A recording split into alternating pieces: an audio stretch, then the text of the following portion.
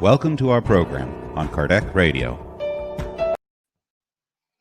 Good evening, my friends. This is Angy Stewart from Mia Inner Light, and we are live. Finally, we had some technical issues, but whew, we made it. Woo, awesome. So, very happy to be here with you again. It's a Thursday night, 9 p.m. Eastern Time. I'm going to open up the comments. So, I see Matthew. Hello, Matthew. I hope you can hear me and see me well. It's a little dark today. I don't know why, but it didn't change anything. So everything is good.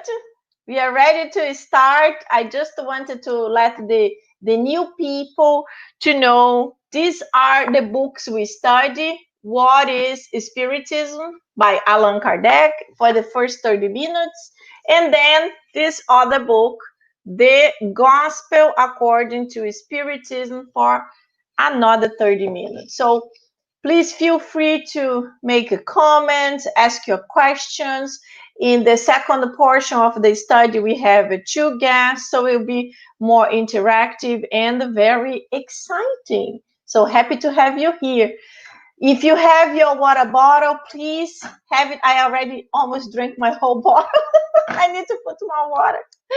So put your water bottle there. We are going to do a prayer, and the doctors of the spiritual realm will put your medication in your bottle. So let's connect with our guardian angels and let's start. God, our Mother and Father, thank you so much for being here with us again. At this moment that we're starting our studies, we would like to ask for your protection, your guidance, not just for myself, but for our guests of tonight, our dear friend Claudia and Nora. So we will be all inspired, connected with our guardian angels, to be able to fully demonstrate, explain, talk about what we have studied, and help our friends that are listening now or later on to connect with it, and this will resonate in their hearts. Please stay with all of us, so be it. Very good, my friends. Happy to have you here. I see Matthew said that he can hear me very well. Hello, Saul. How are you? Very good. Welcome. Please introduce yourself. What is that? Okay, let's go. So, if you are new here, we are going to study first. The first book is What is Spiritism? And we have been studying this for a few weeks. It's an extremely interesting book. It explains what is the Spiritist philosophy, all the difficulties that Allan Kardec, the codifier of Spiritism, he got these messages from the enlightened spirits, and all the difficulties he went through.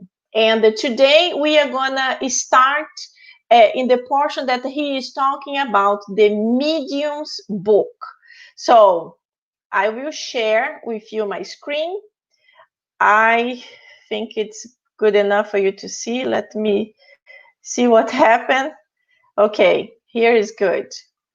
So I will be reading and sharing with you. So I will be back and forth. And if you guys want to ask questions, please just write it down, and we will be interacting about this book. Okay? So, oops, let me put the other screen. It's better for you guys to read. So the Medium's book is still the handbook for all who want to delve into the practice of experimental spiritism. So as I mentioned last week, Kardec was very conscious. This was all super new. And the mediumship is not something new, it's something very old. But the practice of mediumship in a good way, in a correct way, in a way that is safe for everybody, had to have guidelines, because as you know, in that time was the turning table movement. They were just doing it for fun. So when Kardec came, when Kardec really started participating and he started collecting the thousands of messages from the enlightened spirits, he wanted to make it in a way that was more structured, in a way that was really a way to study it, not to play, but to study, to benefit from it, and to evolve, especially morally. So he understood that there was an imperial need to write a medium's book with all these guidelines, helping the mediums how to behave, helping them to understand the spirits, helping them to protect themselves against the impostors. Because as we know in Spiritism, we are spirits. We are all spirits. And right now we are incarnated, living on earth. But when we die, we will go to the spiritual realm and we will continue spirits. So a good person will continue a good person, and a not so good person will continue being a not so good person. So it's not the belief that people had that when you die, you become like this wonderful being. It's not true. We know that. So if you are not good, when you die, you will remain exactly as you are. So let's go. In 1861, Allan Kardec took another spiritist trip to Sens, Macon, and Lyon.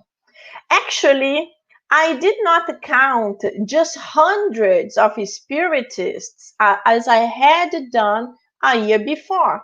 I counted thousands. If things progress within a year or two, there will be more than 30,000 30,000 spiritists in that time in these three cities. In actually, he's not even talking about the three cities. I believe he's talking only about Lyon. It's like amazing how these new ideas is spreaded so quickly in those cities there. So, Lyon, blue collar class. We already explained this in two sessions before, that the Paris was like really connected with the intellectuality of the first members. So they were judges, lawyers, they were professors, they were intellectual people. But when Spiritism spread to Lyon and many other cities, it was connected to the people, to the normal people, not necessarily to the intellectuals. This too, but to the blue collar ones. And this is wonderful because, as we know, the Spirit said these teachings are for all. We all deserve it. We all need this to improve and to benefit from it. So, of course, we highly desire for the number of followers to grow, but what is more valuable than quantity is quality. So here Kardec is saying, yes, it's wonderful to have thousands, but it's really important to have quality, meaning good spiritists like you, like me, that we are here 9 p.m. during a Thursday night. We could be watching Netflix, doing nothing. And we are here improving ourselves, benefiting from these beautiful teachings. So, and then he continues, not once did a single child for a moment disturb the silence during our often drawn out meetings. This is amazing. I remember when my son was 1 year old, and sometimes I brought him as a baby. And, it's very difficult for kids to keep calm. And when they are little babies, it's easy. But when they start getting a little bit bigger, it's tough. I remember one day was very, very funny because I don't remember what exactly they asked to do a minute of silence. So we are all like with closed eyes, breathing, concentrating with 1 minute only of silence. And then my son that was a year old, he started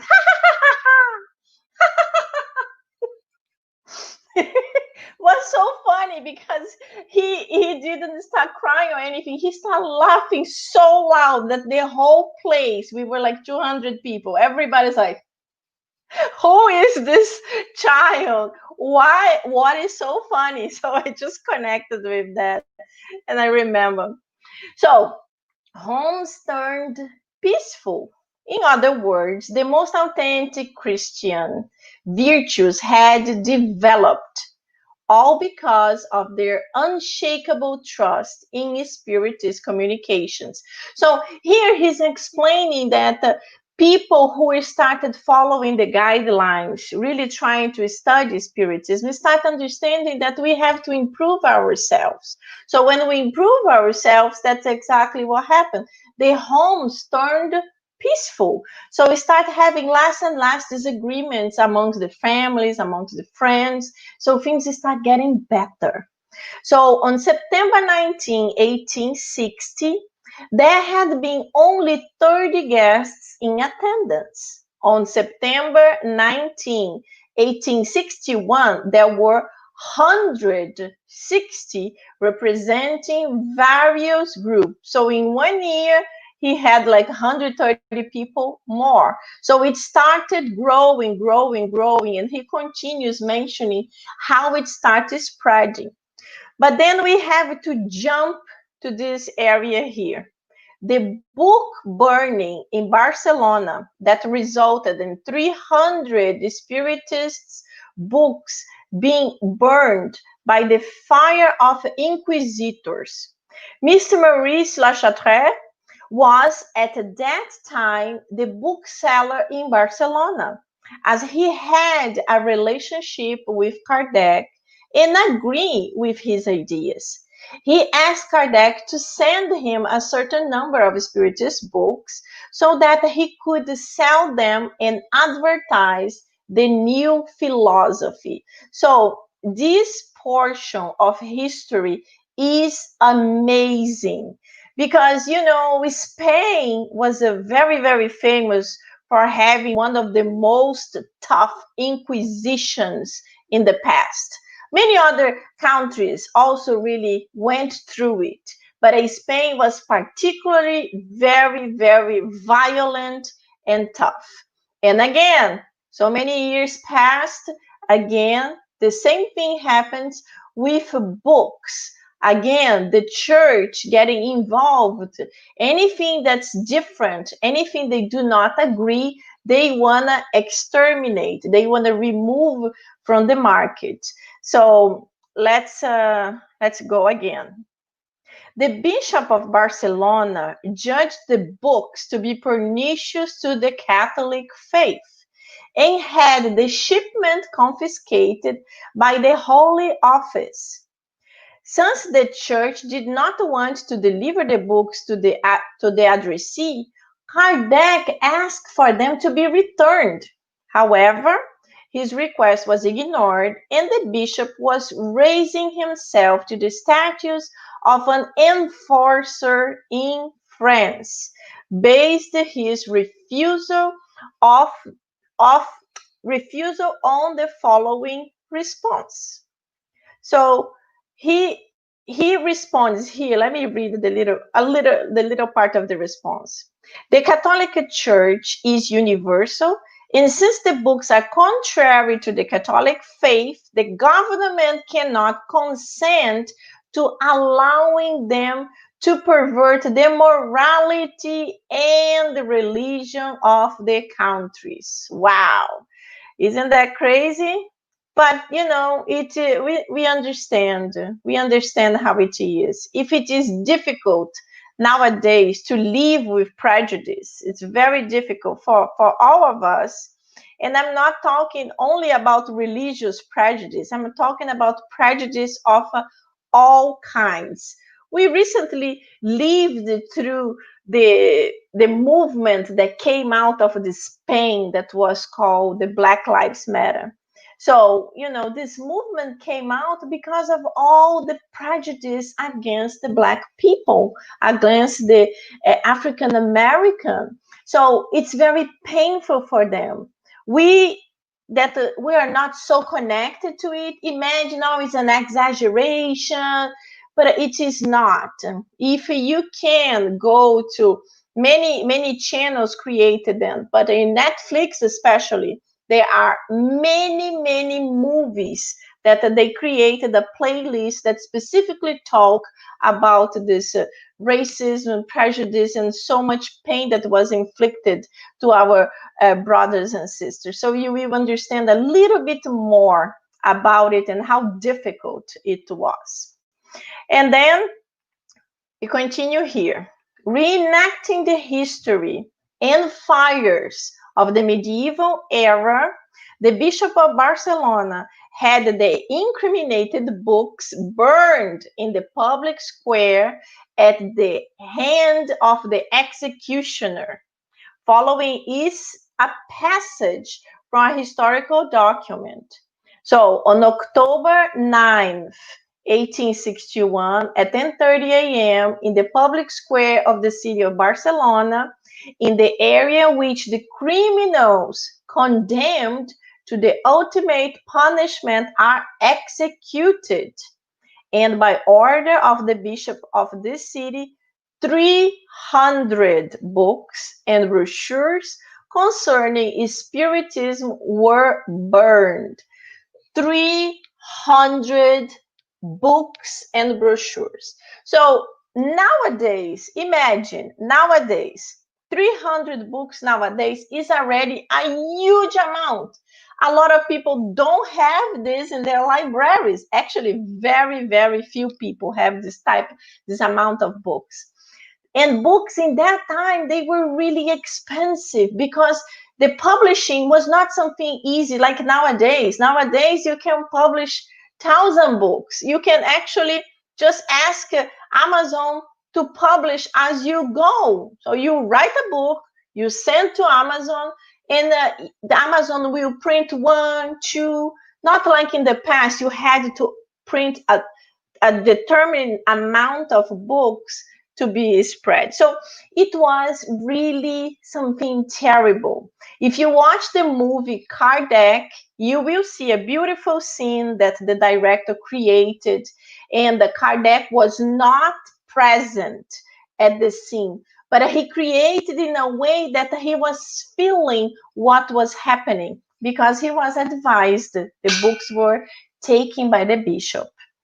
And then let's continue here. So the books that were actually burned are those: the Spiritist Review, edited by Kardec; the Spiritualist Review, that was edited by Pierre Hart; the Spiritist Book by Allan Kardec; Medium's Book, Allan Kardec. What is Spiritism? Is actually the one that we are studying right now. And then Sonata Fragment, dictated by the Spirit of Mozart. These other ones are fragments, are brochures, not the real books, not full books, but brochures talking about that specific subject. So a letter by a Catholic concerning Spiritism. So I'm sure this one was like really bad. When they read the title, what? No. The story of Joanna d'Arc, the reality of spirits demonstrated by direct writing. So these were the books. But then one thing amazing happened. So let's read what it says here. Witnesses to the book burning. So these were the people that were participating of the book burning. A priest dressed in sacramental attire, holding a cross in one hand and a torch in another. So this is the description.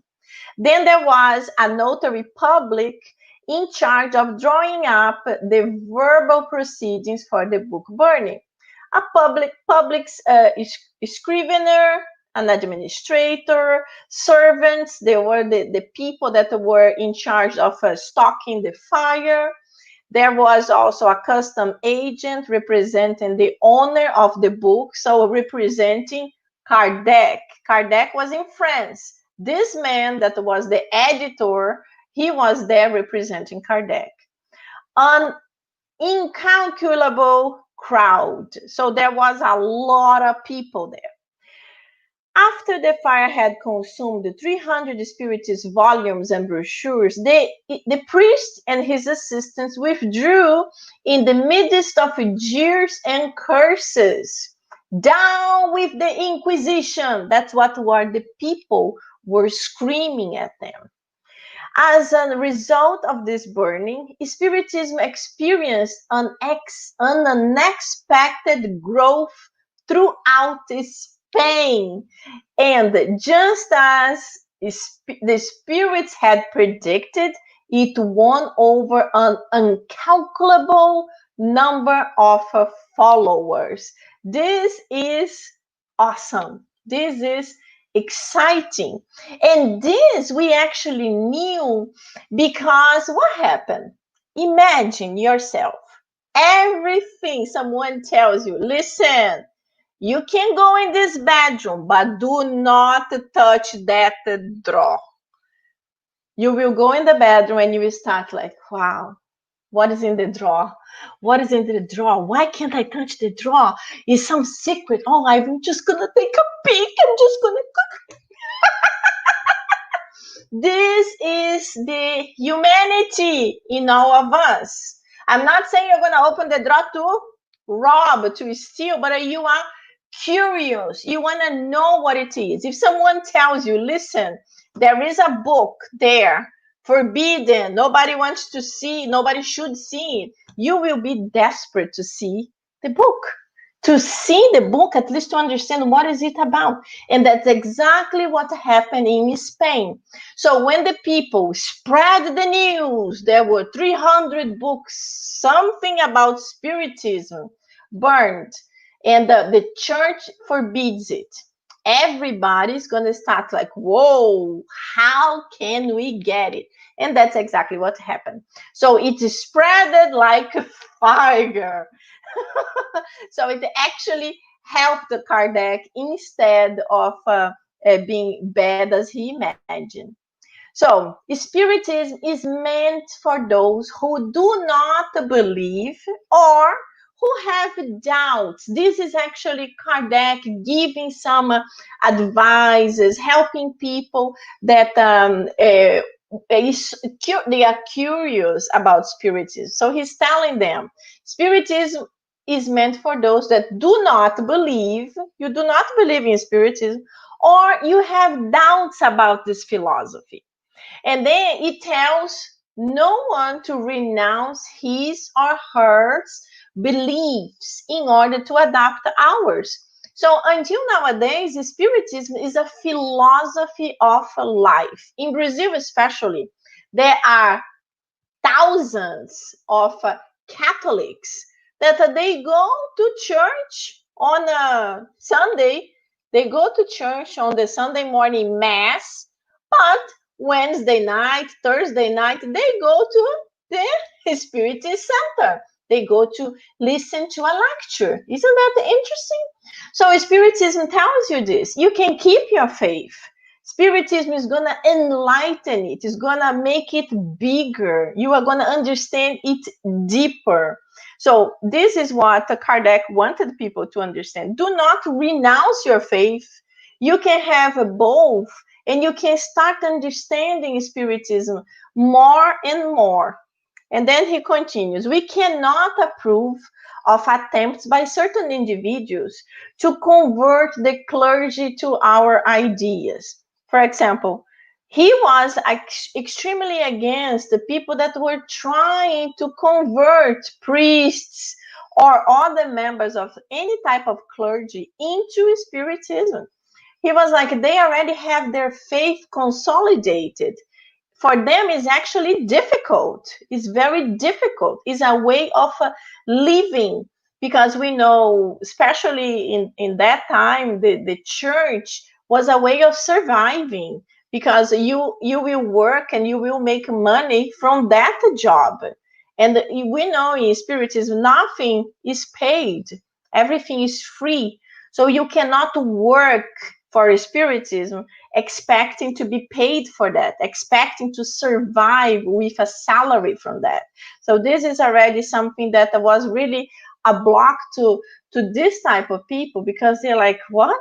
You can't? No, you can't. You can't. You need to get another job and do this as a side job voluntarily, like we are all doing it here. And then he continues, use kindness to welcome persons of goodwill, offer the light only to those who are seeking it. So this is beautiful. That's exactly what he says. Be kind, be loving. Do not impose anything. If someone actually wanted to know more about spiritism, that's wonderful. It's great. We will be there. We will be telling them what is spiritism. We will be trying to clarify their doubts, but we are not going to impose spiritism on anyone. So that's what we should all really control ourselves. I know when we are, especially when we are new to spiritism, we get so excited. Yeah, we want to change the world. No, calm down, breathe, breathe. Then little by little, people will come if they want. Very good, my friends. We are going to go to the second book, The Gospel According to Spiritism. But for this, I will have two friends with me. So let me bring them. We have Nora and we have Claudia. So, hello, girls. How are you doing? Hi, doing well, thank you. Very good. Jimmy. Awesome. Let me just see if there were any comments here. I didn't see anything. Okay. Everything is good. Okay. So if you are new to the channel, we are going to pass now to the Gospel According to Spiritism. Today, we are going to be reading chapter 1, and we will be talking about the items 11, 12, and 13. So 11 and 12 is selfishness. Selfishness. Very difficult subject. It's easy to talk about. It's not easy to practice. So I will read a little bit and then our wonderful guests will comment. And So, chapter yes. 11, not chapter 1. Chapter, didn't I say 11? No, you said 1. It's okay. Really? Yeah. I didn't catch that. Okay, 11. You see, that's why it's good to be live. So we recognize our mistakes and whoop, we do like in spiritism. You fall when you stand up and you go That's again. right. That's what we have to do. Very So good. guys, chapter 11, item 11, selfishness. So I will read just a little bit. So the initial portion of the message, that's actually a message from the spirit of Emmanuel. So Emmanuel says, selfishness, that the plague of humankind, must disappear from the earth, whose moral progress it hinders. So it hinders moral progress. It's really like, very hard. And he talks so many other things, but he mentions more courage is needed to overcome oneself than to overcome other people. What does it mean, girls? So I think it's super interesting, and I was actually reading an article on, I think Psychology Today, talking about selfishness, right? Because you have the idea of being selfish, and then there's the idea of self-care, and hopefully maybe we can all chime in. But I really like the definition, at least talking, because even here the spirits talk about the moral progress that it hinders, right? The article said like self-care is like, yes, you're thinking about yourself, but it's in terms of your own health and your psychological well-being. And it said by engaging in like good habits, exercise, sleep, relaxation, and enjoyable activities, right? And you can add there like the spiritual aspect of it. But then it defined the idea of now selfishness as something like it's a one-sided transaction. It brings about like negative effects or consequences to others, and it has that emotional manipulation to it. And it's always good because I myself have always wondered, I don't want to be selfish, but I know at some point I do have to distinguish between that and self-care. That's kind of where I was thinking about this. Yes, yes, it's very good. It's very good. So, Claudia, before I say something, what do you want to add? I just think that we gotta be very careful what a selfness really means, right? It's when it actually damages. Remember that bubble? Don't step into my bubble. Whenever I start stepping into somebody else's bubble and making that other person either feel uncomfort or injured, or I am just taking over their space. I don't even really know what they're feeling, but whenever you're overwhelming somebody else's selfishness, it self care is imperative because you can only care for others once you learn how to care for yourself, right? So you first have to learn how to be selfful, not selfish towards yourself, so you can start to see how to be less selfish until one day maybe we won't be any self injuring into other people. So just it's hard because we never want to do anything for ourselves. We're always getting busy about doing things with others and initiatives for others. We have the thing with the homeless and other things that arise, and you want to teach and you want to share, and that's all fine and dandy. But if you're not taking advantage of all of that and bringing it inside of you and seeing how can that affect and better your life as a human being, you're not taking the full advantage of, you know, of what you could be learning out of this whole entire experience. So Exactly. And that's it. selfishness has got to start, you have to start killing the selfishness with you first, not being selfish with you, so you can stop being selfish with others. And that's exactly what Emmanuel says here.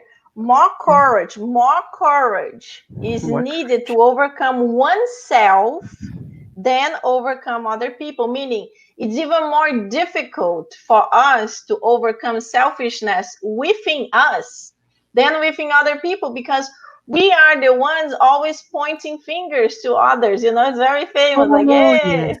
hey, bing, bing, bing, bing. And then, three fingers, like, good, good. Cadê my camera? Okay, three fingers towards you. And I even have the finger up, point. So it's very hard. That's why I said it's very easy for us to talk about, but it's really difficult to exercise this because being selfish, there are so many different aspects of it, so many different aspects. But the main thing is that you think me, and me first, and then the others. No, Yeah. not even. And then my loved ones. Yeah.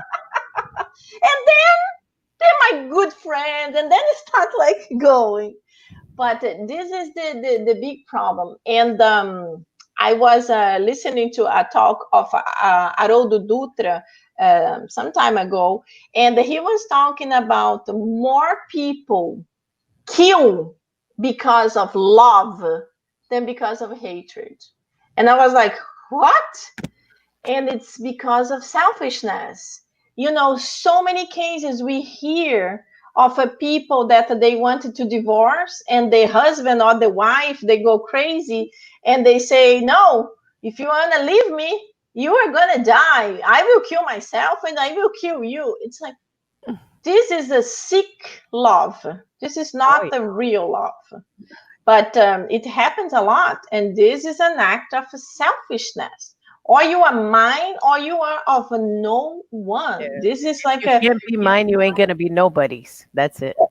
Read the exactly. comments. There's a comment there for you, babe. Oh, good. Good. Make comments, people. Where are you? Let's go. Make some movement. So Saul said, selfishness is the negotiation of a charity and consequently the greatest obstacle to human happiness. It is true. Very difficult, very difficult. When we start when we start acting throughout the charity, even if it's that little tiny charity that you just get like a little bit of your excess and you give, it's already a beginning. It's like the little seed, like the parable of Jesus. This is the little seed. Depends of what type of soil it's gonna fall. But if this little seed didn't even start yet, then that's a bigger problem. But one day we will be able to make it in a bigger scale. We will be able to start donating what we love the most. What is very hard, because when you have that phenomenal dress you love and someone needs a dress to go to a ball, and you're like, that's charity when you are able to do it. Yeah. So what else can we say? What can we say on message 12, for example? Guys, you that are listening, participate. You can ask questions. Do like Saul. My friend Saul, she's always participating. Comments, write So your said it questions. wasn't her. Emmanuel said that. Okay, she's just Very she was just good. talking about Emmanuel. On chapter 12, on item 12, what jumped to me was that it says all those who came to him, to God, no matter who, were never rejected. So he was saying that, you know, um, if people were to mutually love one another, they wouldn't have any distinction. Like you said, first me, number six, 1, 2, 3, 4, 5, 6, me, and 7, my immediate family, and 8, my friends, and 9, maybe I'll start thinking about people that I know, and by number 122, I'll think about others. For Jesus, it didn't matter if he was his family, if he was his friends, if it was his apostles. All they needed was to raise up their thoughts to him, or even, one to raise their thoughts up to him, and he was able to reach out and help them. So we have to find that Exactly. benevolence within ourselves a little bit. And even though sometimes we are in adversement situations where there is a person that we really, I don't want to use the word hate, but I don't have a better word for it. You deeply dislike. That's Yeah, what I used. that you want to kill, like you said before. Uh, don't. There must have been a reason. Although it's torpid, although it's weird for that person to have done what it's done. Yes, it hurt you, but something must have happened for that person to act that way. Sometimes it's our fault. Sometimes it has absolutely nothing to do with us. But there's always a reason. You just don't get offense because somebody woke up in the morning and says, "Oh, I'm gonna pick on Nora today." No, it just so happened that you got picked. You were at the wrong place at the wrong time, and that's how it happens. But we gotta find that place within ourselves where we are able to extend and understand the other person. I feel very sorry for people that work in customer service. When they get somebody nice on the phone, they apologize 20 times. And you're being nice to them. You're not screaming, you're not yelling, you're not telling them that they're incompetent, none of those crazy things that people say all the time. And then the person has to put you on hold. It's like, "Oh, I'm so sorry. I have to put you on hold for a minute." And, she feels so bad because you're being nice to her. Maybe somebody that's not being nice to her, she's not so candid because she's in that defense mode. But you being nice and she feels bad, she's going to put you on hold. But, what do you do? All I do is tell them, "Thank you. No, don't be sorry. You're the one helping me. I'm the one that needs help within your corporation because I can't do it without you." And sometimes we forget, right? We assume that she is the corporation, not the link that's going to help us. And and we are the ones making her have a bad day. Yes. And just to continue with what you were saying, I admire my husband because he established immediately the connection. He immediately says, anything that I'm going to tell right now is not about you personal, it's about your company. So don't take it personal. And I'm like, I do the same thing. wow. You guys And remind then me. during the conversation, he said, and he's so loving, hey, honey, no, but you have to understand your company did this, this, and this.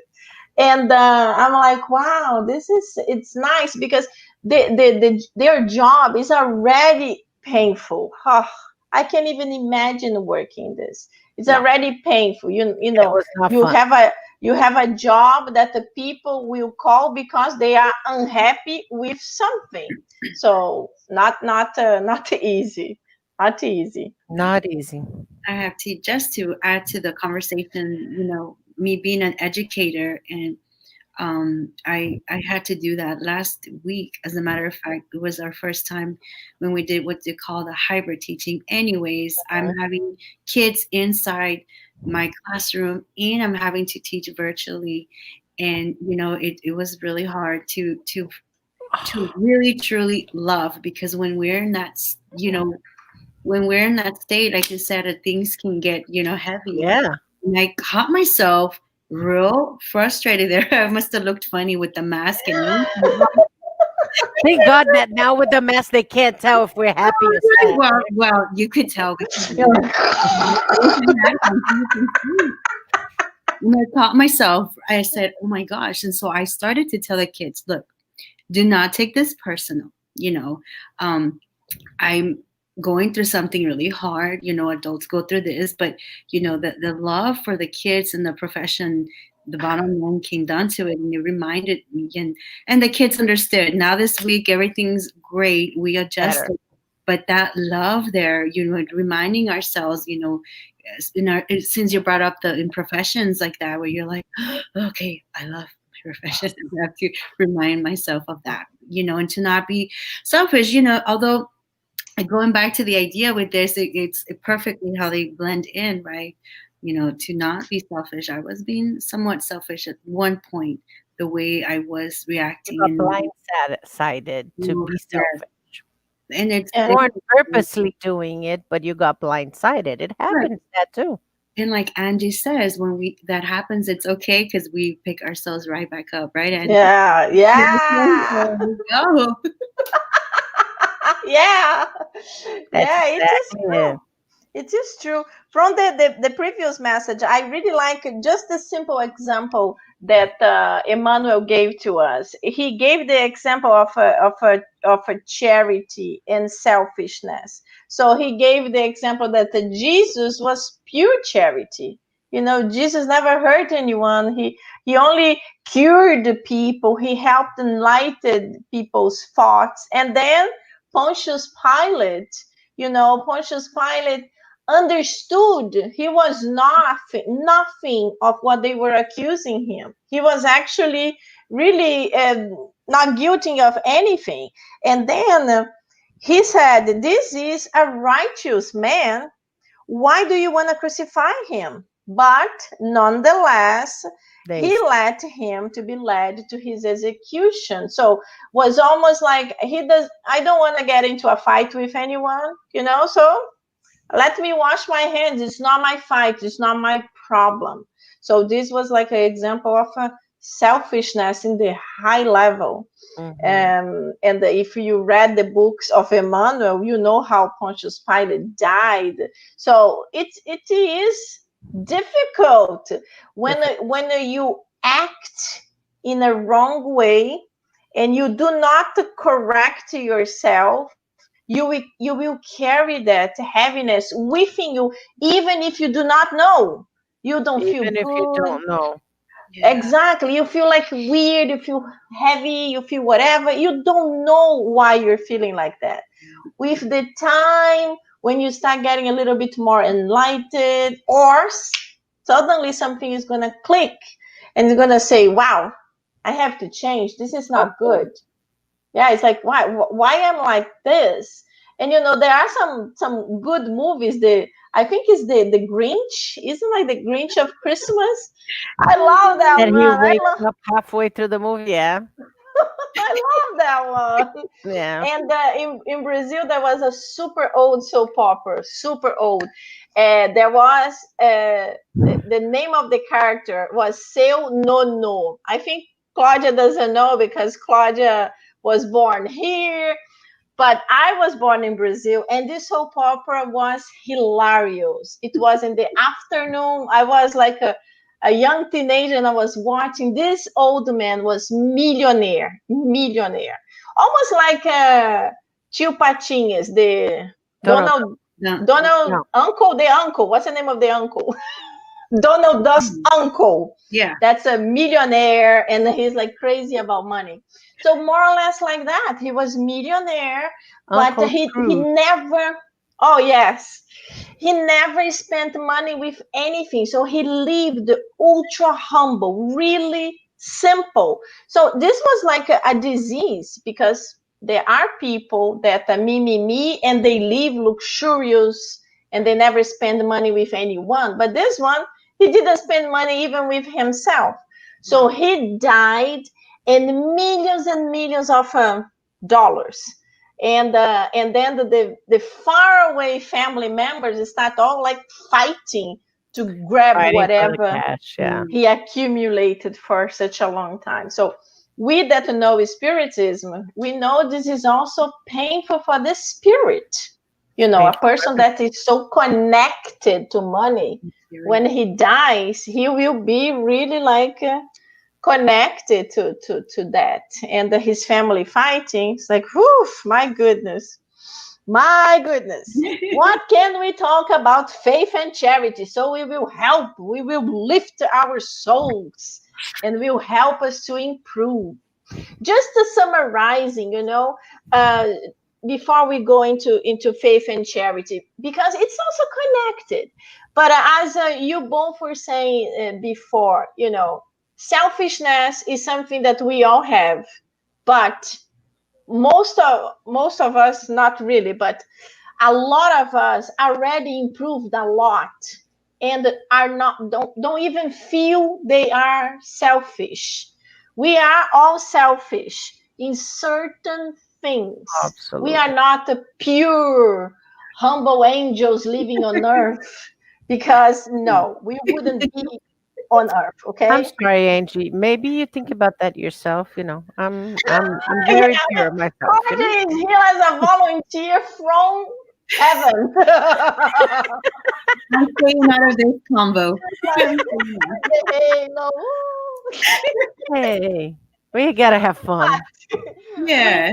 Now this goes into what I was gonna say. Yeah, we gotta learn how to be happy, but without material things, right? Right. I made a joke, but was kind of to lead me into this. So there are many ways we can be happy. We can be happy making fun with each other, having fun, enjoying our lives. This is not costing or making any of us any money, right? And we are having the best time. And I guess that is what this thing is all about, enjoying the things that really bring joy to your heart, to your soul, and not to your ego. Because material things really, we have to understand the difference of joy to your ego and Yes. joy to your heart and your soul. It's all Yeah. joy, but which is the one that really sticks and stays? And you go to sleep and you feel the effects, you know? Exactly. And Exactly. Like And yes. Yes, Nora. go ahead, Norita. No, that's it. Yeah, but little by little we start detaching. We start detaching, not me, but me and you, me and him, me and her, and then that's how we start improving. And that's why it's so important to practice Yeah. charity, even if it's not from your heart yet. But you are practicing. Emmanuel tells us that the practice takes hard work to become natural, takes hard work because you are doing something that's not natural yet for yourself. But you do it, keep doing, and then one day you will be doing it naturally, and you will actually be enjoying it. So this is, let's continue doing it. Let's continue doing. So we have 5 minutes to talk about faith and charity. I love this one. It was so beautiful. I will just read like a few sentences. So, charity is impossible without the faith. So, think about Yeah. generous impulses, even among persons without a religion. So, he is making a big distinction of a faith and religion. So, how can we start talking about the difference between faith and religion? Ha ha! No, religion is, habits and I things that put you it's right in attached. hot spot. No, religion is the way we believe in things, and faith is just the fact we do believe. Right. Religion has, One is the Believe in method. anything, but anything. Yeah, but religion could be the way you believe that Gucci is the best brand in the world. If you think about this, it can be a religion. People that idolize the Kardashians is just like a faith group, right? If you think about it, the basics are all there. So one, it's the choice of finding your faith. And the other one is the actual belief of your faith. It's Mm-hmm. a little bit different. right. So it's like for me, and actually, we were having a study last night with Sunshine, who also has a program, and we're talking about faith, and it's like an innate thing. It's like it's in our DNA. It's Innate. right. It's in us. It's already built. It's on us to kind of expand it. And then the religion part, it's actually very exterior. It has, to me, the way I see, not that we're judging or anything. It's, but there's a lot of their rituals and their external things, and that's the way I've always, differentiated a little bit. And the faith is, it doesn't have to be something like, oh, I was in church all the time. There could be people who have maybe are a little bit apart from religion, but they're somehow have that faith in them. But again, Yes, religion is something like institutionalized, have a label, religion. Even if Claudia said can be the Kardashian religion. But a faith is something within us, not necessarily faith in God, because a lot of people don't believe in God, but they have faith in energy, faith in something that's exterior that they don't even know how to explain. A But they greater have this power of some inner sort. faith. Yeah. Yes. And some say, my brother-in-law, for example, he's atheist, but he's a really good person and he helps a lot of other people. And then one day I was asking him, but why do you do these things? You don't even believe in God. Why do you do charitable work, for example? And he said, well, because I believe I am a good person. And if others are suffering, I should help them. So this is an inner faith. He understands that he should help others because he has a better condition. So this is really something that help us to see the world in a lighter way, because faith and charity are very connected. As we always say, there are a lot of people that are very charitable and they don't believe in anything specifically, but they are more or less like my brother-in-law. They like, you, I don't want to help. Like, for example, I don't want to help, but you are helping. So you're doing a good job. So I will help you to help the others. And I'm like, yes, thank you. That's already good. That's what we were mentioning before. The little seed. One day he will be the one helping, really creating something bigger. But right now, he's still in the face like, okay, I'm going to help you. And it's fantastic. We all have to go step by step. Oh, Oh, baby. baby. Look Oh at my your God, comments, I'm Angie. showing how old I am. I'm like, I don't know. I'll just move myself. I think it's Backstreet Boys. I don't even know. Yes, it is. Bring me back to home. So let's read the Saul comment here. Oh, I think the comment is so big it can. Oh, yeah, you can. It fits. Okay, the item 12 says, be more charitable towards everybody indiscriminately. Make an effort not to pay attention to those who regard you with disdain, and leave to God the burden of all injustice, because each day in his kingdom separates the wheat from the tares. And this is true. Charity is this also. Sometimes we always connect charity with giving alms, with giving things, but charity is so much broader. We have to understand charity really like Jesus taught us. This is the beautiful charity of forgiveness. My Mhm. God, forgiveness is the biggest charity we could offer to someone. Is really like something from within ourselves. We know how difficult it is to forgive. Sometimes it is to forgive. Yeah. Very difficult. Depending of what it is, it's very, very difficult. And we have to understand we have to start forgiving ourselves for not forgiving yet. This is the actually first step. Okay, I forgive myself because I cannot forgive right now, but I will do it. And then you start praying for yourself, praying for your your betterment, and then one day you will be able to do it too. So Saul also said you don't need to have any religion in order to do good.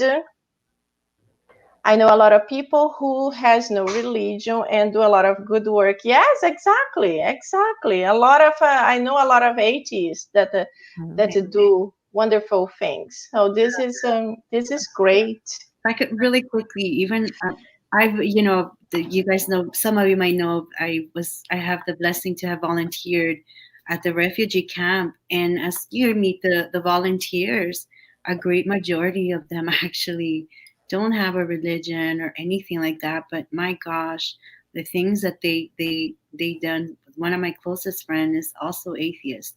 She pays monthly out of their pocket, her and her husband, for the families to actually have water across the border, and you're like, wow, that's incredible, just that form of charity. That's beautiful. That's really beautiful.